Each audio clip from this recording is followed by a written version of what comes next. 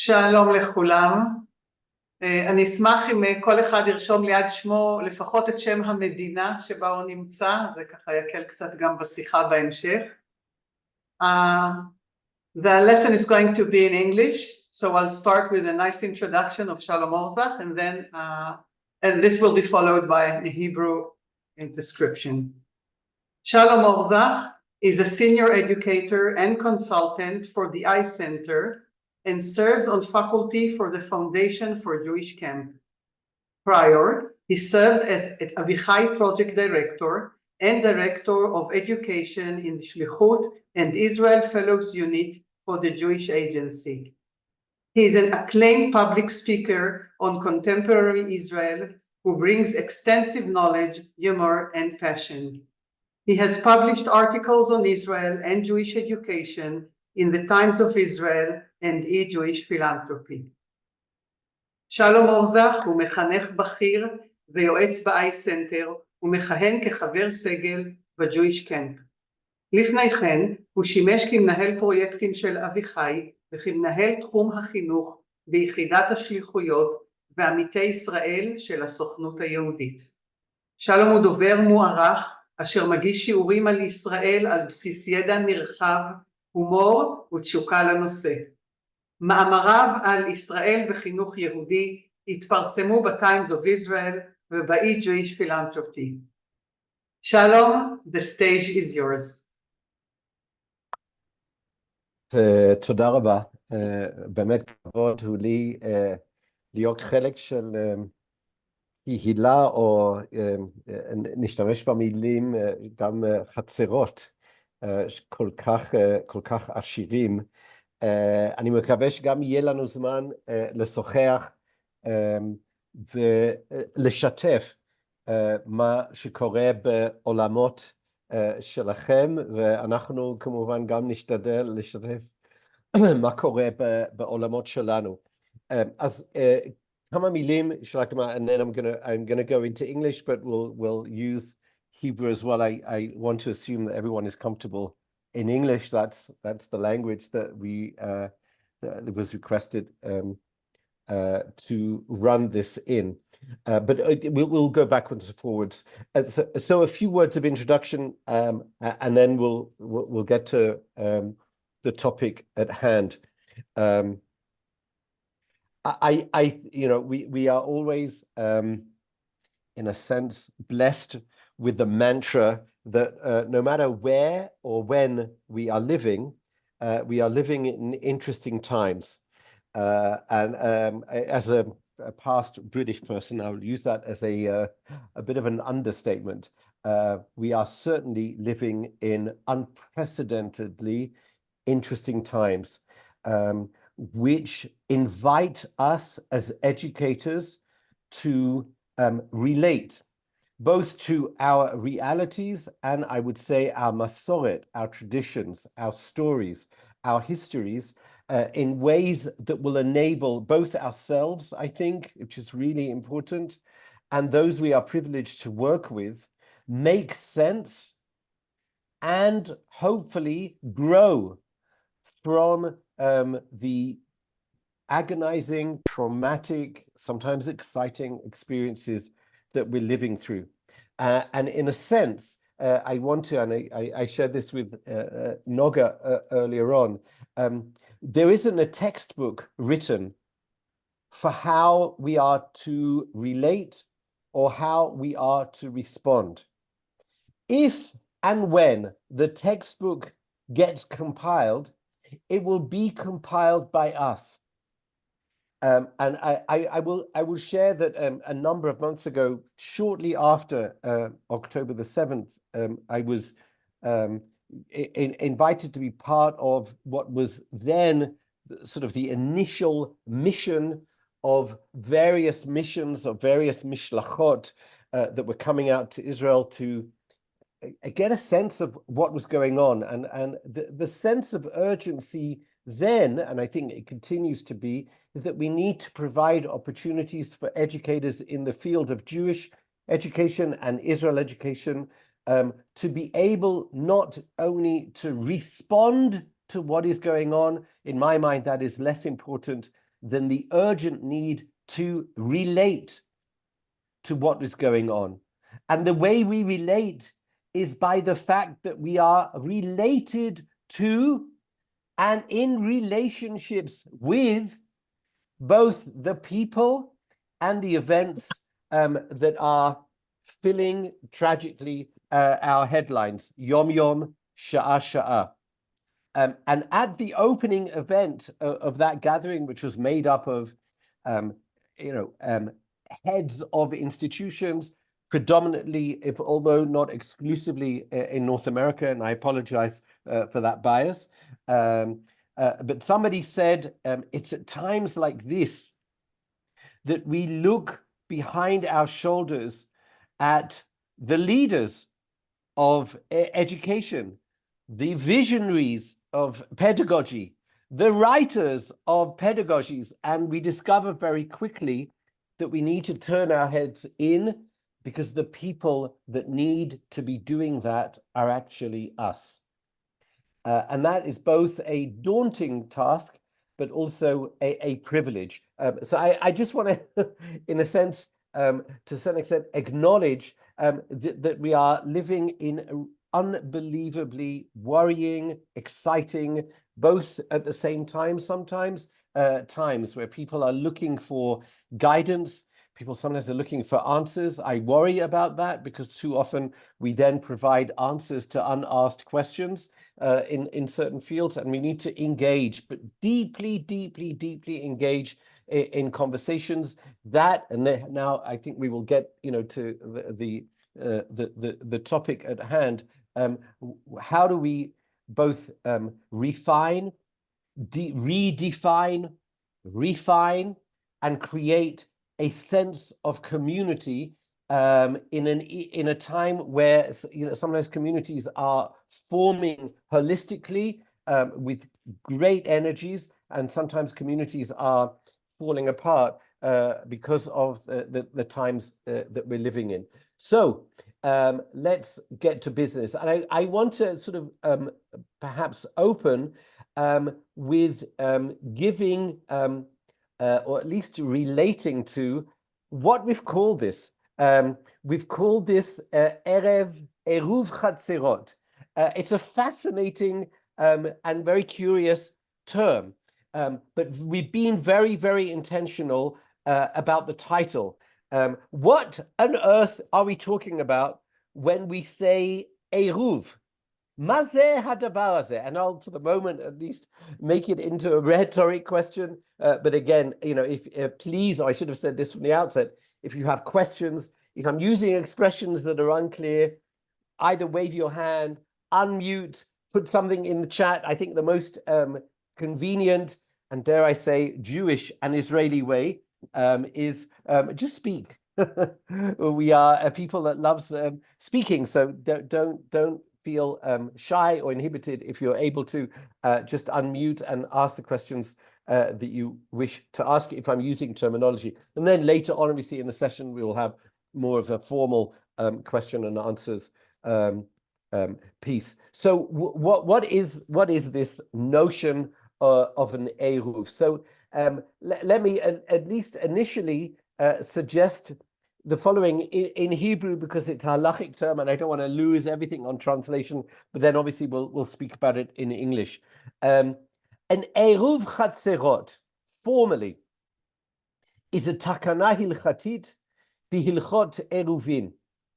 Shema oseh, matira et tiltul, ya'ani hotzaat chafatzim b'shabbat, וזה דבר חשוב שאני רוצה לפתח, בין רשויות שונות.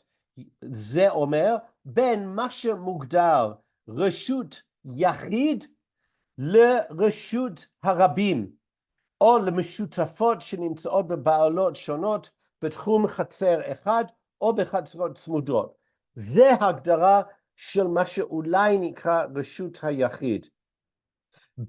ואנחנו עושים את זה, יוצרים את האזור המשותף, או מה שנקרא העירוב חצרות, באמצעות יצירת שותפות סמלית בין כל הדיירים בכל הרשויות הנפרדות, ההופכת את כל הרשויות הנפרדות לרשות אחד משותפת. עכשיו, זה נשמע, ואני רוצה להדגיש אולי בכוונה, שזה נשמע מאוד מאוד טכני, ואני רוצה לראות על הפנים שלכם, ריבונו של עולם, מה הבן אדם עושה פה? על מה הוא מדבר? על מה הוא בוחר להשתמש בסוג של כביש עוקף מסביב, אם אנחנו רוצים להגיד, the elephants that are sitting in the room. And believe me or trust me, we will deal and relate to a lot of the elephants או הפילים שנמצאים בחדרים. אבל הנה הקטע, או הנה הדבר שאני רוצה להדגיש, וכמובן גם לפתח. איך אנחנו, גם טכנית, אבל יותר פילוסופית, מייצרים את הדברים שמאפשרים שותפות. What are those things going to be? And I'll just reiterate perhaps in English if the Hebrew wasn't clear. So, the purpose of Eiruv... כן, סליחה. Can I tell something? Can I speak Hebrew? Sorry. Sorry. So I will only speak English. Slicha. Thank you for pointing that out. Okay. So No. I want to tell something about it. But אני יכול לדבר עברית? כן, בוודאי. אוקיי, סליחה. אני מאוד אוהב את השאלה הזאת. אני עצרתי אותך באמצע כי השאלה הזאת מאוד מטרידה אותי ומעסיקה אותי. אנחנו משפחה שומרת מצוות, ואנחנו הלכנו לגור במקום שאין בו עירוב, ואנחנו לא רגילים לזה, ואני חושב שהשאלה הזאת היא לא רק שואלת איך אנחנו יוצרים לעצמנו חיבורים, אלא היא בעצם איך אנחנו דואגים שהקהילה תמשיך, קהילה יהודית במקום שאין בו עירוב, תמשיך להיות קהילה גם ביום הכי חשוב לקהילה, שזה שבת. כי אם אי אפשר לבוא כמשפחה עם ילדים לבית הכנסת, אז זה לא קהילה. והנושא של עירוב מאוד מאוד מאוד חשוב ומעסיק מבחינה של קהילה, לא רק של חיבורים בין מקומות שונים או רשויות שונות או כל מיני דברים תיאורטיים כאלה, אלא בפשטות, האם אנחנו רוצים לחיות כקהילה יהודית או לא. ואני חושב שעירוב הוא עוסק בזה מאוד מאוד לעומק. תודה שאתה מעלה את זה, ואתה כמובן ממש בכיוון ואנחנו גם בסשנס האלו מעוניינים לפתח, זאת אומרת, מה זה הדבק? מה זה הדבר הזה שייצר תחושת שותפות? עכשיו, אני אמשיך קצת, I'll continue a little with this notion of עירוב חצרות, in order to develop a much wider, less legal or less hilchatit overview of what we're doing, but obviously much more philosophical and educational. So I want to suggest that I'm going to stop sharing so that I can see you. Oh, that is much nicer. Much nicer to see you than to see, these other things. Good. So I want to suggest the following, and we'll close the sort of the technical approach, but I want to underscore its purpose. Because, and thank you for asking, those that did, Rabbi Soloveitchik, who is a master of halachic thinking, always reminded us that halacha has to also be understood as a philosophy, not just legal do's and don'ts. And if you'll indulge me, that's kind of patonti, obviously in terms of Soloveitchik, but that's where I want to take us on this journey of understanding the philosophical implications of some of these, of this particular, and obviously it has a greater implication than this particular halakha, but this particular halakha seems remarkably and almost annoyingly technical. So like, what are these people thinking? And Soloveitchik and others invite us to look at this again for the first time, because halacha sets a philosophical, even an ideological tone to the way we live, and hopefully, certainly in our context, the way we educate. How do I excite people around things that have far deeper meanings than, you know, strike us from first appearances? So let us finish the review of what we're trying to look at here through this title.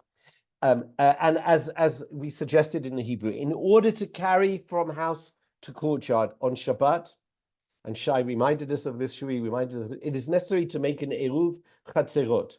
An Eiruv is a joint partnership, and I want to again underscore joint partnership, a shutfut. Technically, in this case, it's with food or an object from those who live in the courtyard to signify, and I would say to symbolize, that they all live together where that food is placed. And I'm going to develop, food plays a very, very important role. It is both technical, but in my mind, much, much more symbolic. The source of this injunction is rather enigmatic, and I think it's important to understand. The portion, listen carefully to this, you're going to love it, I hope. The portion of Vayakel, which fascinatingly is also focused on convening and bringing people together. The portion of Vayakel opens with a vivid description of a hakel, maybe the first ever, where Moshe, convenes the people and creates the community, not only through bringing them together, but much more importantly, by virtue of doing what he is about to do. So here's the deal. In the portion of Vayakel, there is a part where it's, I don't know if you have these in your part of the world, but in England and in America, there is a day, sometimes it happens once a year, maybe it happens more than once a year. It's called Super Sunday. I don't know how you translate that into Hebrew. Hayom Rishon HaSuper, Hachi Hachi Ba'olam. Ma osim b'ota yom. What do you do on that day? It's a day of fundraising. By the way, I think coming out of this idea of hakel, it is one of the ways the community defines its sense of purpose. It's the way the community comes together to say, this is what we need. This is the help and the support we require. Come join us. The notion of hakel, the notion of these convenings was given expression in this portion of Vayakel because the following occurred. You may recall that the portion celebrates the completion or towards coming to the climax of the Super Sunday, the contributions made to the building of the tabernacle, the Mishkan. And Moshe and the people had a most welcome conundrum. Makara, Toda Shatem Sholim. The people were bringing so much that messages went out to Moshe that, we can't cope. We have so much stuff. We don't have a machsan. We don't have the space to store it. And then listen to what occurred. Vayitzav, I'm quoting from the portion where the following is recorded. Vayitzav Moshe, Vayaviru kol b'machane lemor, ish ve'isha, I like that. Al yasu od melacha li trumat hakodesh, vayikale ha'am mehavi. Moses thereupon had this proclamation. but listen to it in Hebrew, it's so much nicer. Vayaviru kol b'machaneh. Oh my God. Just allow that to soak in. Where does that expression occur in other places? Be Talmud or be Talmudists, be Googlers before Google. Hopefully, all of us will have an immediate association of where does that expression occur ever again. Vayaviru kol b'machaneh. It's stunning. It's beautiful. A voice, a sound, an expression filled the camp. And maybe that expression or that thank you or that acknowledgement is not only a reflection of the community, but actually a cause for the community, which is why I think it's so fascinating that the first time this occurs, it occurs in of all portions, a portion that is called and dedicated to the modalities of what we understand by convenings, communal gatherings, hakel, bringing the community together. So this is what happened. Moses makes a proclamation that was heard throughout the camp, saying, let no man or woman make further effort towards bringing gifts to the sanctuary. Vayikale ha'am mihavi. Vayikale ha'am lehavi. Now again, use your associative tools either in English or in Hebrew, but it will probably work better in Hebrew. And I know that most of you are Hebrew speakers. Where else do we have the word vayikale? Or it sounds like vayikale. Vayichulu hashamayim v'chol ha'ar. We say it at Kiddush. It is the paragraph that describes the completion, the finishing, the stopping of creation. Now listen again for the first time to what is happening. We are in a mode of creation. That's the symbolism of the tabernacle. That is the symbolism of what occurred in that moment. We had yet another moment of creation that doesn't just relate to the establishment of the tabernacle. Many would argue that it's the product that is important. I would argue it's the process that's important. The process of the creation of the tabernacle, the process of convening in synagogues on Shabbat means, as you pointed out, Shui, we have to define what is a community. What brings us together? Are we going to put gefilte fish out? Are we going to put hamin out? I don't want to get carried away with the food, but the food is symbolic of something that is far, far more important. And that's the question we're trying to ask, and we're trying to acknowledge also now. What is it that brings us together? Now, just to finish off Yakel, because it gets better, you're going to love it. The Talmud explains that this moment of Vayaviru kol b'machaneh doesn't sound like a Shabbat act, but maybe it was vocal as opposed to musical. But the Talmud explains that this announcement was made on Shabbat, and part of its purpose was not only because we've got so much stuff we can't take anymore. No. There was another lesson being taught here. Part of its purpose was to warn the people not to carry the objects for the Mishkan from their private domains, from their homes, to the central encampment via the public thoroughfare. And it is, would you believe it, and you better believe it, from this verse that we learn that carrying from one domain to another domain on Shabbat is forbidden. Now, I'm going to leave it for the moment. But, or and, I don't want to say but, I want to say and.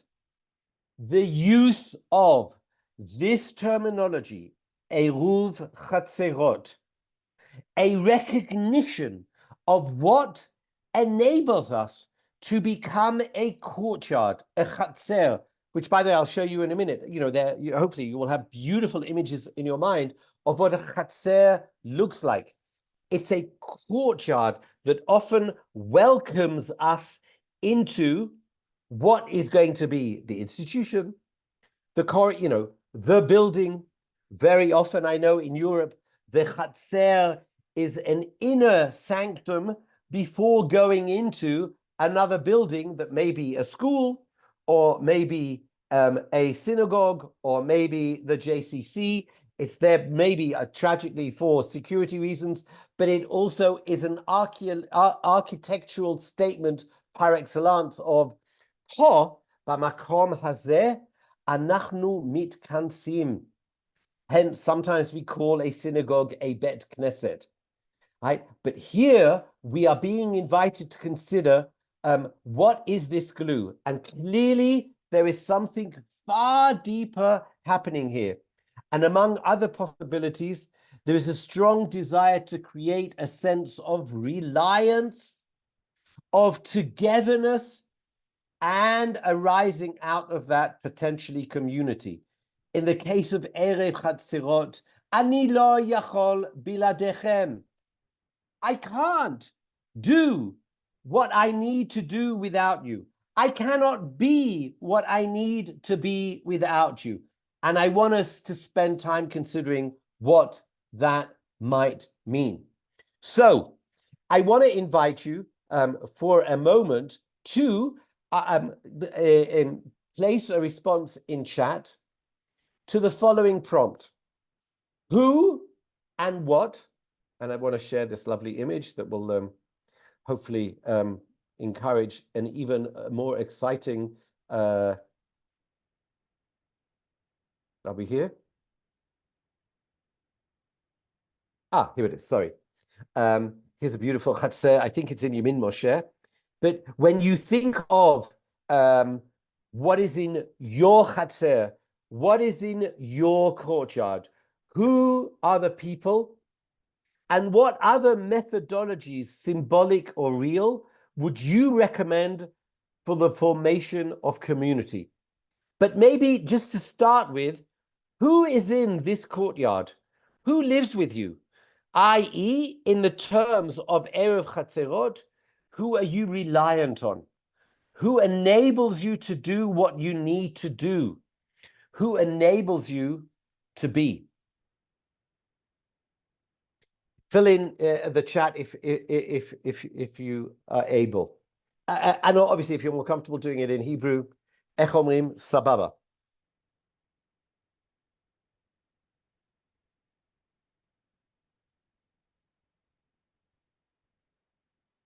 Oh, beautiful. Thank you, Tammy. My belief in the cause. Wow.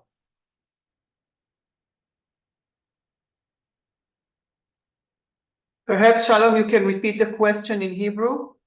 כן, מה הדבר שמייצר או מאפשר את החצר שלכם? עכשיו, אני רק אגיד בסוגריים, שבמקרה של ערב חצרות זה אוכל.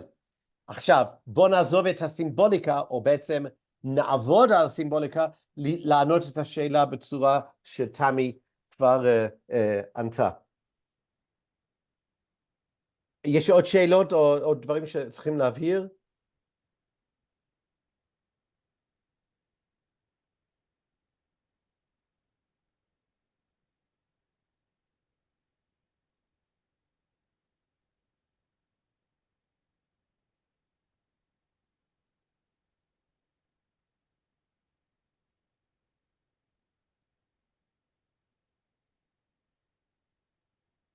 Oh, beautiful. Trust and sharing. זה דברים מאוד מאוד חשובים ואפילו מרגשים. אימון ושיתוף.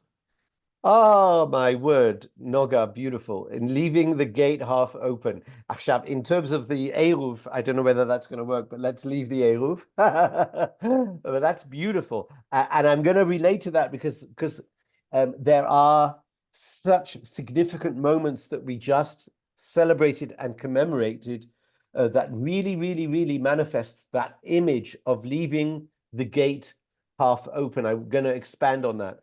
That's beautiful. Personal acquaintance. Wow, wow, wow. היכרות אישית, והיכולת גם להתחבר עם אנשים ולהרגיש שהקשר הוא אישי, it's personal, it matters. Oh, these are amazing.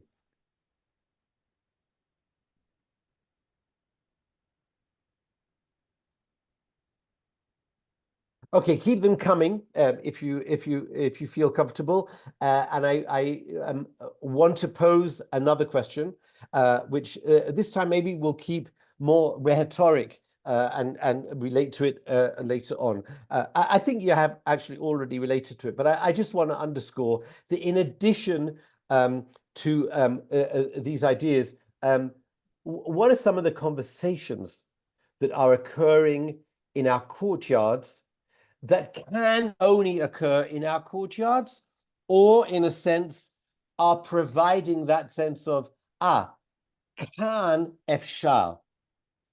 כאן אפשר. אפשר לדבר, אפשר להרגיש, אפשר לחשוב, אפשר להציע.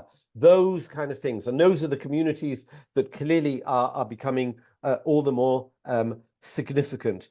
I want to consider not only the way we share our stories in these courtyards, but I also want to consider how we share, or, I'm saying this very intentionally, the way we tell stories. What is that relationship in the way we tell the time? איך אנחנו מספרים סיפורים וסופרים את הזמן, או בתקופה הנוכחית כמובן, אני גם מתייחס לספירת העומר, אבל לא רק. Some of us are counting in other ways. How are we counting time? Or as Jonathan Sachs, zichrono livracha, used to say, how are we making time count? And doing that in communities is incredibly significant, I think, during these times. So let me relate a little bit to the interesting times that we're living in from a perspective on the calendar. And I want to offer the following.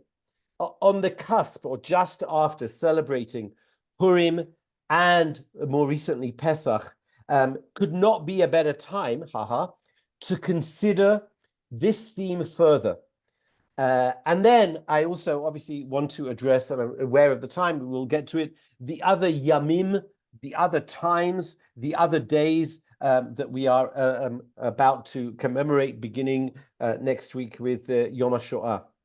Both Purim and Pesach see the role of eating meals together, returning to the Eiruv Hatzerot a little bit, as critical. But of course there is more. It also shows how we mark time.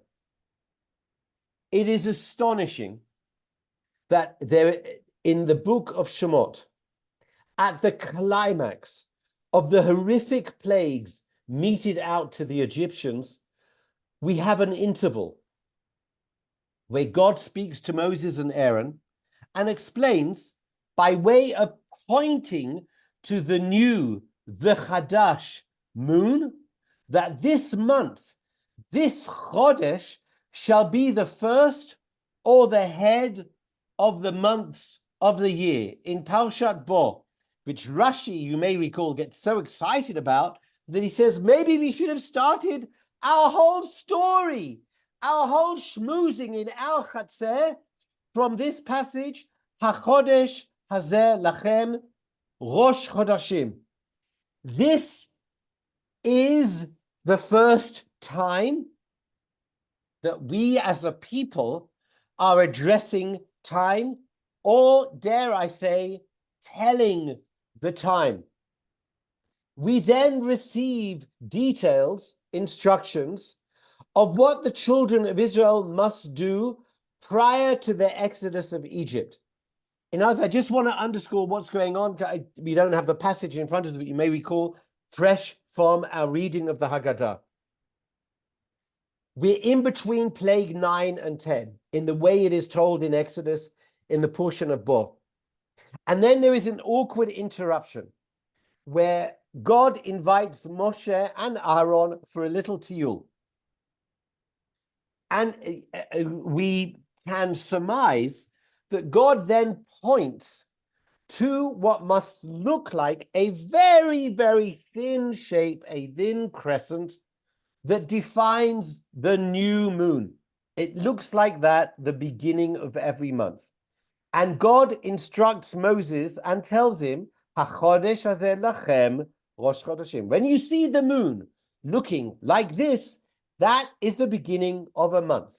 One can perhaps argue that previous to this moment, the time of a month did not necessarily exist.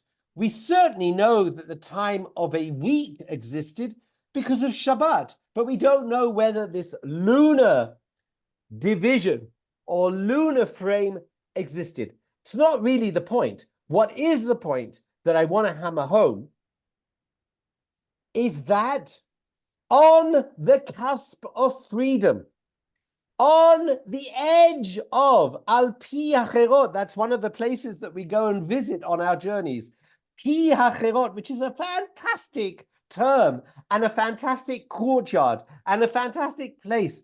We're on the edge of freedom. What do we require?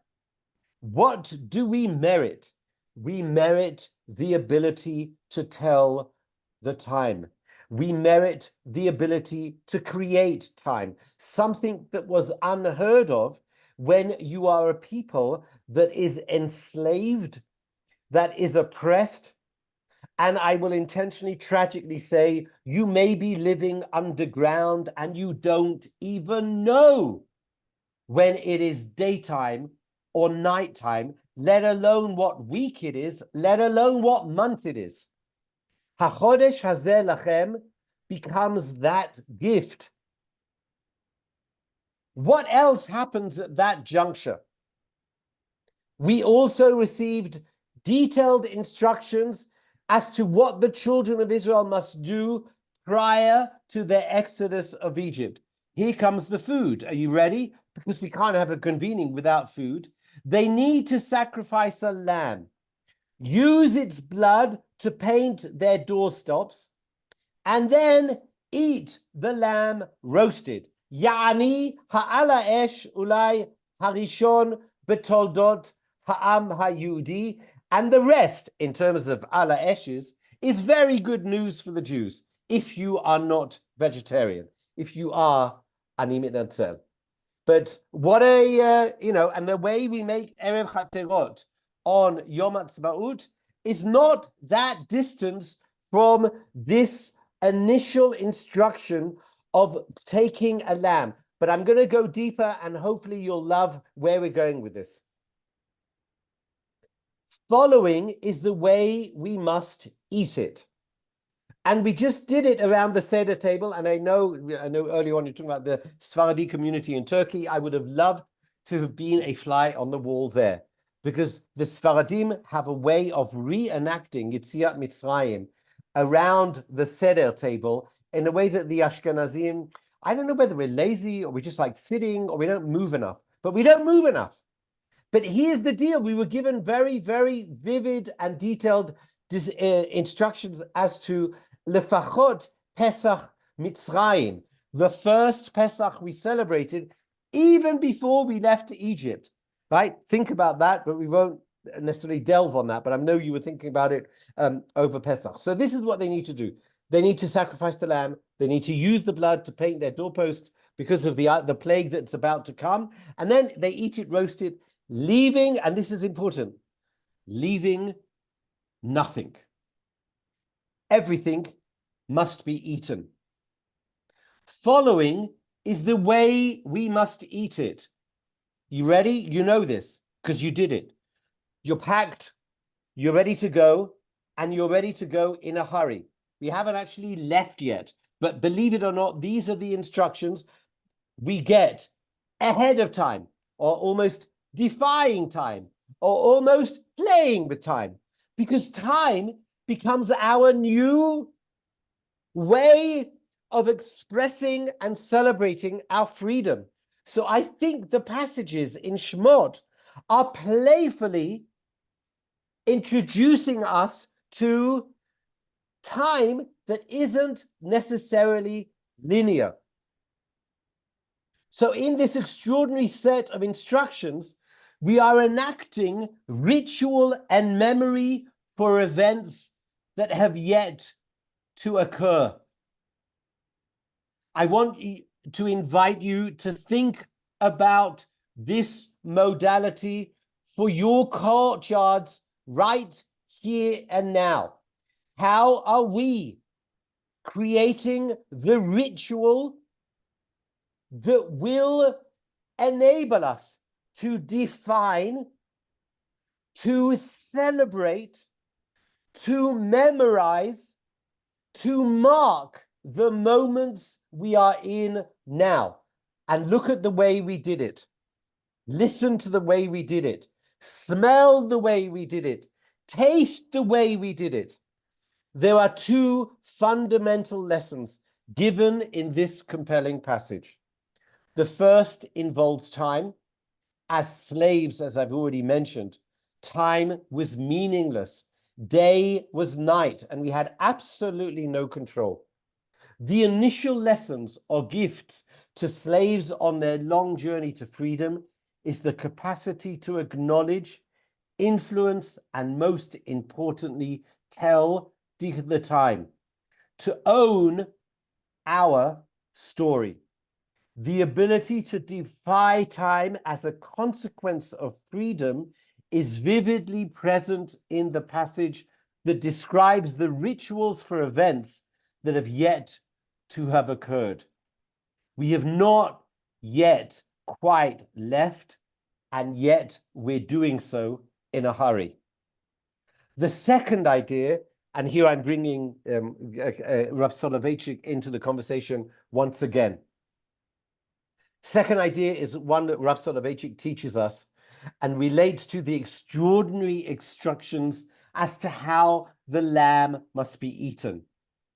We know that as slaves and survivors, we will instinctively save the food that we are given and probably not be inclined to share it. The instructions not to have any leftovers is totally counterintuitive.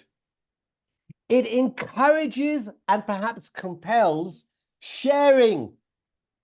Knowing that we cannot leave any food over, we will, as we do by opening the gate halfway, perhaps more than halfway, we will have to invite guests. We will... וואו, זה זום של כל העולם. רגע. שלום שנייה. כן. Please mute yourself. תודה. Ken, slicha. I'm getting carried away here, but I hope you are too. So the instruction not to have leftovers is counterintuitive. And if I am not allowed to have leftovers, I will invite guests and form a community. Those are part of the legal instructions around Korban Pesach. I need to eat it in a chavura. These instructions occur again, perhaps for the same educative purposes with the manna that we are going, the man that we receive in the Midbar for quite a long time. Do you remember the instructions given on Friday? Or do you remember the instructions given every day? Don't leave any over for tomorrow. Trust me. Trust me. We are forming community around our relationship, our reliance, our emunah, our trust, both with each other and obviously in the case of man, a relationship that was going to develop between us and God. That too, by the way, defines community. So this is why we open telling the time and the story of Passover, of Pesach, by inviting and creating community. The story of our freedom is the creation of a people who commit themselves to each other. That opening passage describing the bread of affliction, ha lachma anya, and Noga, this is, I think, what you were indicating earlier on. That opening passage becomes a declaration that we are ready to share. We are ready to have Eiruv Hatzerot and use communal food that we're not worried about losing to say, Hinenu, here we are. We are ready to recognize that the time of leaving our individual selves for the purpose of community has come. And this on Pesach, and we're about to do it again, over and over again, this is the time we tell. We are about to usher, I'm going to finish in about 10, maybe 12 minutes, and then we'll have time for questions. But indulge me a little bit further, and hopefully you'll both agree and, more importantly, disagree with some of what I want to suggest. And we'll have a lively conversation.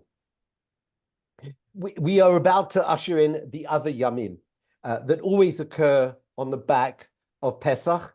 And again, I made a reference earlier on to the fact that, you know, for some of us, our counting is being confined or defined through Sfirat HaOmer.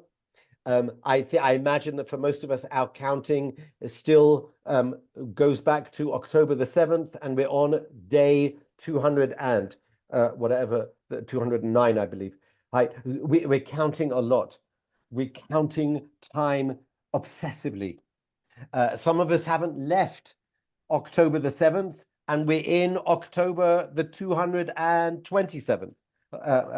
Whatever. Time is really, really, really very significant this year, perhaps more than any other year, certainly in my living history. That is a challenge, but I want to suggest an opportunity for us as educators. The way we tell the time is the way we tell these moments.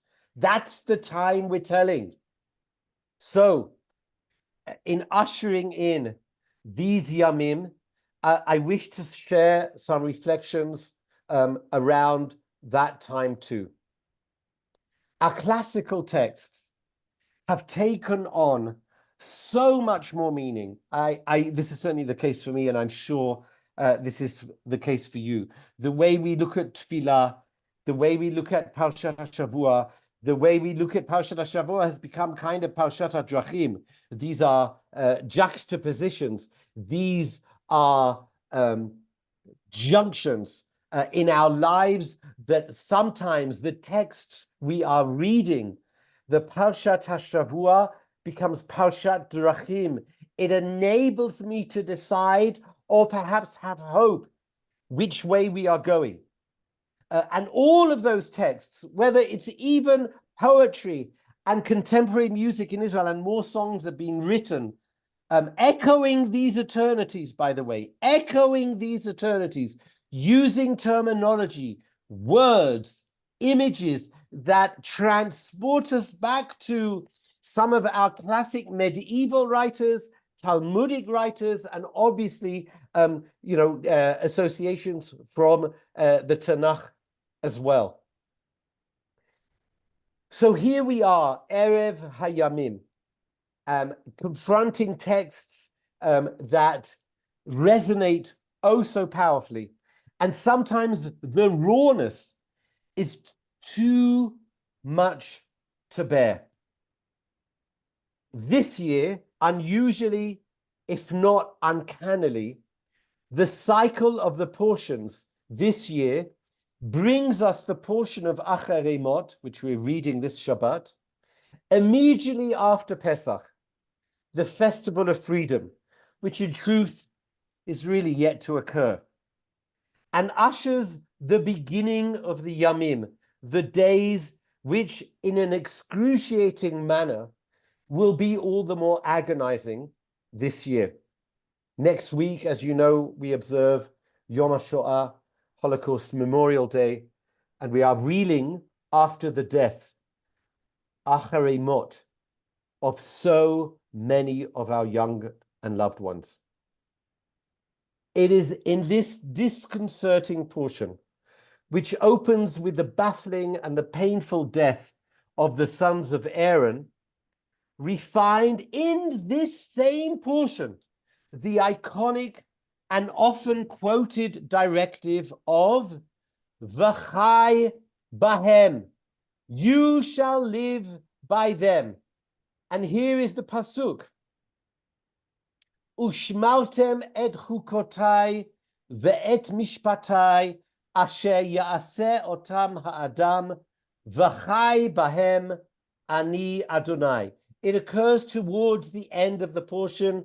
It's in, I believe, chapter 18, verse 5. Yudchet, pasuk hey. The pshat, the literal translation, and I'll say it in English, Ushmaltem et chukotai, you should observe my statutes, my ordinances, which asher ya'aseh otam ha'adam. Ha'adam is a fascinating expression here. We don't have time to develop it more, but I invite you again, look at it again for the first time. We're not talking about Kohanim, we're not talking about Leviim, we're not talking about Yisraelim, we're talking about Ha'adam v'chai bahem, which a person shall do and live by or through them.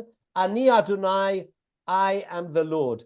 The pshat, the simple or literal meaning of this astonishing text would, if you'll excuse me or indulge me, still coming out of Pesach, or maybe still waiting to truly celebrate Pesach, this alone would be dayenu. This would be sufficient. What are we being told? By keeping the commandments of God, we are assured life.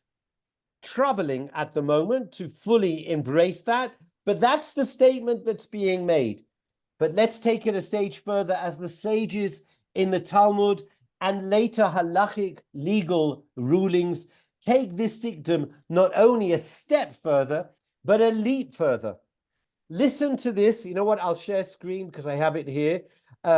Listen to this from Tractate Yoma, which is wild. Here we go. I'm going to read it in English and then in Hebrew. Rabbi Shimon ben Menasya Omer, V'shamru v'nei Yisrael et HaShabbat. Amra Torah, Chalel alav Shabbat achat, kedei sheyishmor Shabbatot harbe. Right, I'll just translate what that is. Rabbi Shimon ben Menasya said, it is stated, we say it also for Kiddush, and we state it, for our prayers of the Kabbalat Shabbat, quoting from Bereshit, obviously. And the children of Israel shall keep the Shabbat, to observe the Shabbat. V'shamru v'nei Yisrael et Shabbat. And he learns out of this.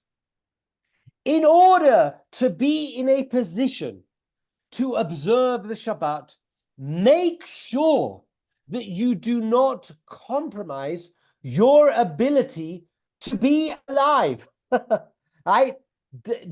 Ensure that you are in a position. I'm just going to reshare. I don't know why it stopped. Here we are. Ensure that you're in a position to keep Shabbat. Simple. Amar Rabbi Yehuda, Rabbi Shmuel. Rabbi Yehuda said in the name of Shmuel, I havai hatam, if I would have been around the table or in the Bet Midrash having this discussion, guess what I would have offered you? Hava amina didi adifa mi dikyu. I would have offered this proof text, which is even better than the one that you offered. What does he say? The same pasuk that we are going to be reading this week from the portion of Acharei Mot. V'chai bahem v'lo shiamutu bahem. So Rabbi Yehuda said that Shmuel said, if I would have been there among those sages who debated this question, I would have said that my proof is preferable to theirs, as it states, you shall keep my statutes, my ordinances, which a person shall do, and live by them, and not that he should die by them. In all circumstances, one must take care not to die as a result of fulfilling these mitzvot. Rambam takes this even a stage further. And in the laws of Shabbat, he teaches the following. Chapter 2, Mishnah 3. It is forbidden to hesitate, to have any hesitation whatsoever, before transgressing the Shabbat on behalf of a person who is dangerously ill, as reflected in the interpretation in the phrase in Vayikra, which we just read, which a person shall perform and live through them, i.e., that is to say, not to die through them. These and other legal rulings transform the directive from being passive to being proactive. The call to live by them is not a result, it's rather the very foundation for how the laws must ensure that we, and it's we being responsible for one another, not only have lives lived to be lived, but must ensure that all must be done to enable this prerogative, this ability to be upheld for all. Another wild and timely definition of what does it mean to live as a community in a courtyard with Brit Goral and Brit Yehud, which also Soloveitchik reminds us of, a destiny that is both historic and a destiny that we choose, that we align ourselves to. It is staggering that one of the central lessons of Acharei Mot is the after the death is the injunction to live. I want to say that again, and we'll close with this. It is staggering that one of the central lessons of the portion of Acharei Mot, which is telling us the time now, is the injunction to live. It seems a cruel and ill-timed juxtaposition. How are we to find the capacity to live in the shadow of so much death? That is the irony that's being played out.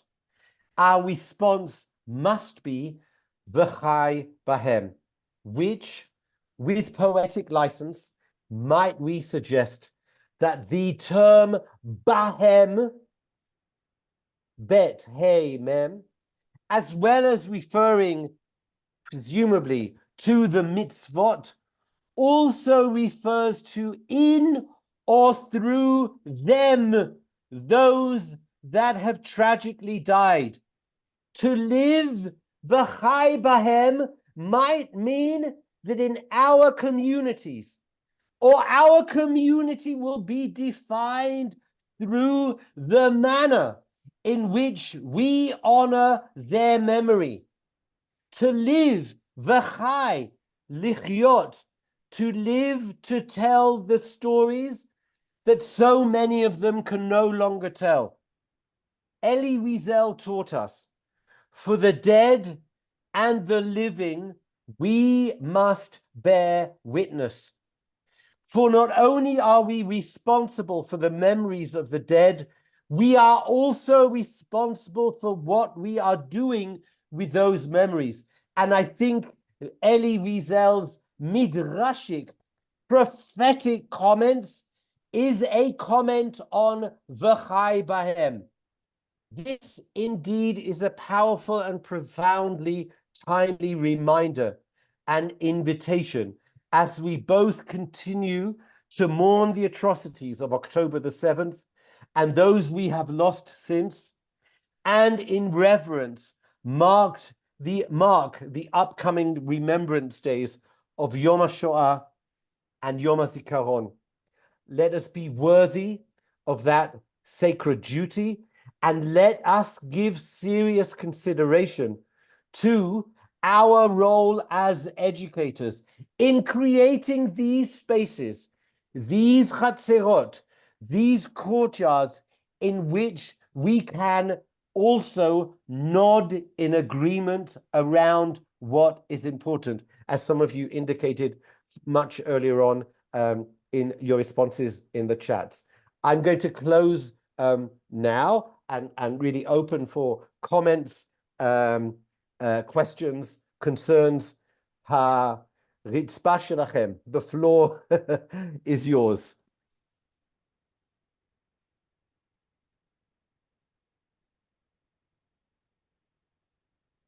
עד שתחשבו, אני אשמח להתייחס. Okay, it will give you the time. You can do it also in Hebrew. Shalom, referring the tabernacle, you said that the process is more important than the product. As an educator, I couldn't agree more. The process that brings us together, the joint journey of our students, of us Jewish educators from different Hatzerot, is crucial. And that was something that I wanted to point out. So thank you for making this point. Well, anyone else? A question, a concern, a response? I would like to say something, if I may. First, I really enjoyed your things, and all the subjects seemed like entwined with one another. So it just shows us how we are also are kind of Eiruv Hatzerot, because it doesn't matter if you speak about time, or you speak about a parasha, or you speak about a prayer. Everything is just entwined all together. And this is the beauty in Judaism, in being together and sharing a mutual thing. I just, you spoke about time. I just, if I may, want to say something that I just remembered while you mentioned time. We are now counting the Omer, Sfirat Omer, and by counting, in Judaism, we don't do a countdown. We don't count from 49 to 0. And we do it because we always build things. Through time, time helps us rebuild. Time helps us understand and adopt to a new situation, and to educate and to learn. And this is another good concept, or very important concept in education.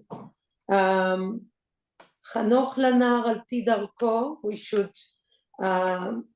should teach everyone according to its way, and we should give every student a time.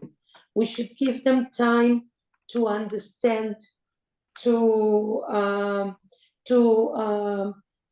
dwell about it, and to just think of how am I, the student, can adopt this thing and just make it my way of life.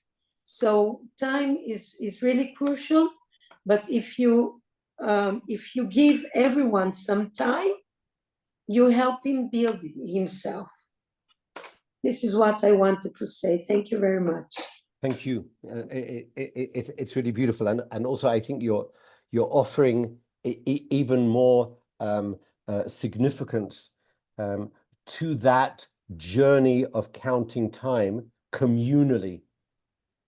In other words, we, by virtue of doing that, and we make a bracha to do that, we are announcing where we all are on this journey. בין פסח לשבועות, בין פסח לימים, איפה אנחנו? And it's not just hayom yom. You know, it could also be hayom yom, but fill in the blanks now. And don't give me a numerical. Give me another title for the time that we're in. And the ability to do that communally maybe merits the privilege of giving that a bracha. You know what I mean? Like, you know, the audacity to say, Asher Kiddushanu b'mitzvotav, really? Like, it's post-biblical. Right? But the rabbis saw such importance in this mitzvah that, you know, Asher Kiddushanu b'mitzvotav etzivanu al sfirat ha'omer. That is a post-biblical written bracha, but there's consensus that yes, this moment is worthy of being blessed. It's also a way of expressing, you know, a fulfillment of an obligation. Vadai. But you're, I think, enabling us to take this to, you know, even deeper places. Excuse me. Well, that's really important. Thank you. Anyone else? Yeah, I would just I wrote to you on the chat while you were talking about the time. Whether we're talking about, you know, the Hebrew slaves back in ancient Egypt. I wrote that I can't help but think of the hostages right now. And even, you know, during the Seder Pesach, I was thinking about them. Like, you know, like everybody else. We're talking about slaves, we think of them. And this whole concept of time, when, like you said, you know, when that is taken away from you, freedom is like another dream, is like something you can't get. You can't reach it. If you don't have a time frame, you don't understand if it's day or night. It can drive you crazy. And, you know, I think you can think about the hostages, you can think about their families too. They don't have a day, they don't have a night. I think that many moms in Israel today and Jewish mothers don't have a day and don't have a night anymore, you know, since October 7th. And maybe, you know, I'm thinking in Bereshit, like the first thing is Vayehi Boker. There is the separation between darkness and light, and that is the most important thing, I think. And that's it. When you're buried down low inside, you know, all these minarot of the Hamas, and you don't know if the sun is out, I think you can lose hope very, very, very fast. And that's it. And it's sad. Yeah, Tammy, thank you. And you know, you know, clearly it is on all of our minds. And I want to perhaps underscore your comments a little bit further, just by emphasizing, and I know this is the case in other spaces and places as well. I am fascinated, if not obsessed, with the way we are using Reshut HaRabim in Israel at the moment. Reshut HaRabim, anytime in Israel, is fascinating. Like, what are we showing in our chatzer? Because that's not only is it our backyard, it's actually our front yard. Right? So in many spaces now that are, you know, become known as Kikar HaChatufim, the places where I don't want to call them demonstrations, they're much more gatherings to support the mishpachot. Right? Certainly in Tel Aviv, there's a huge clock which isn't telling the time, and it's exactly what you're, you know, expressing, Tammy. It's telling us how many days, hours, minutes, seconds. You know, agonizingly, we are still waiting for these people to come home. But here, we are arriving at consensus that enables us letaltel dvarim ben reshut echad lasheni. Lama? Biglal shesamnu mashu be'emtza. that belongs to all of us. That's the imagery of Eiruv Hatzerot that is being played out in such unbelievable ways in our Reshuyot Harabim. I know that, you know, it's kind of, I'm maybe overly playing with the imagery, but I want to play with the imagery, and maybe you'll indulge me. Like the way we are creating our courtyards visually is with the ability to tell stories that we believe must be told, to mark the memories of people who must be remembered, etc., etc., etc. And I know, and I imagine, you know, where it's appropriate and possible, you're doing it in, you know, your community centers, your synagogues, your schools, and I imagine as, you know, we progress in our counting, likrat yamim kashim yoter, and we have to say this, yamim kashim yoter, whether I'm talking about Yom HaShoah or Yom HaZikaron or afilu Yom HaTzmaut, which will be challenging, as Pesach was. How am I using my chatzer to give expression to these educational messages? How am I using my chatzer to underscore, to reinforce what is going on in Pnim Chatzer, which might be a classroom, or might be, you know, the Bet Midrash, or whatever it is, but I'm using a public area to invite people into a space that has very important messages that I don't have to say, I'm actually showing. And people who come into there, and that's the beauty, and what I find stunning with the concept of Eiruv Hatzerot, we are agreeing about something. Ha'ochel hu shel kulanu, וזה הופך את החצר לכולנו, וזה הופך, הכי חשוב לדעתי, הנושא הבוער הזה של כולנו.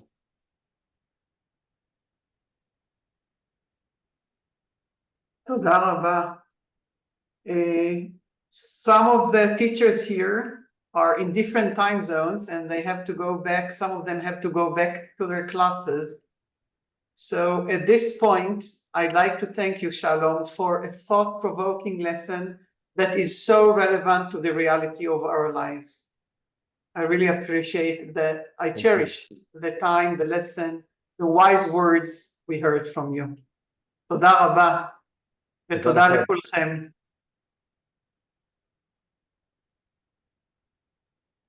תודה רבה, לילה טוב. תודה, תודה. תודה רבה. תודה. יישר כוח. תודה לילה רבה. טוב. תודה. תודה רבה.